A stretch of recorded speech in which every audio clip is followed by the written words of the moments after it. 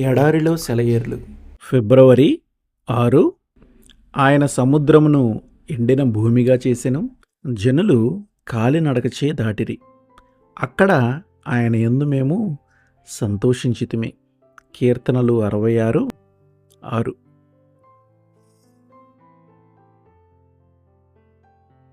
ఇది చాలా గంభీరమైన సాక్ష్యం.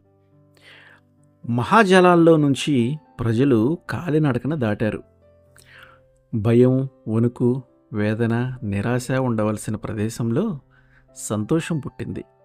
అక్కడ ఆయన యందు మేము సంతోషించితిమి అంటున్నాడు కీర్తనకారుడు. తన సొంత అనుభవంగా ఇలాంటి సాక్ష్యం ఇవ్వగలవారు ఎంతమంది ఉన్నారు? అక్కడ బాధ, గుబులు గూడు కట్టుకొని ఉన్న సమయాల్లో అంతకు ముందెన్నడూ లేని రీతిని వారు విజయాన్ని, ఉత్సాహాన్ని చవిచూశారు. నిబంధన మూలంగా వారి దేవుడు వారికి ఎంత చేరువుగా వచ్చాడు. ఆయన వాగ్దానాలు ఎంత దగదగా మెరిశాయి. మనం సుఖ సంపదలతో తొలతూగుతున్నప్పుడు ఈ దగదగలు మనకి కనిపించవు. మధ్యాహ్నం సూర్యబింబం యొక్క ప్రకాశం నక్షత్రాలను కనిపించకుండా చేస్తుంది. కానీ మన జీవితాల్లో చీకటి మూగినప్పుడు, దుఃఖాంధకారం మూసినప్పుడు తారలు గుంపులు గుంపులుగా బయటికి వస్తాయి.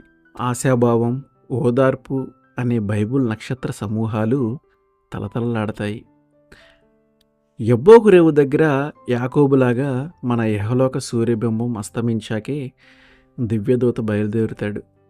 ఆయనతో మనం పోరాడి గెలవాలి. సాయంకాలమైనప్పుడు రాత్రివేళ కొరకు అహరోను సన్నిధి గుడారంలో దీపాలు వెలిగిస్తాడు. బాధల నడిరాత్రిలోనే విశ్వాసి మదిలో దేదీప్యమైన దివ్యలు వెలుగుతాయి. యోహాను ప్రవాసంలోనే, తన ఒంటరితనంలోనే తన విమోచకుని దర్శనం పొందాడు. లోకంలో నేటికి పద్మాసులు అనేకం ఉన్నాయి. ఏకాకిగా శోకంలో ఉన్న రోజుల్లో దేవుని సన్నిధి, కృప, ప్రేమల జ్ఞాపకాలు ప్రకాశమానంగా వెలుగుతాయి.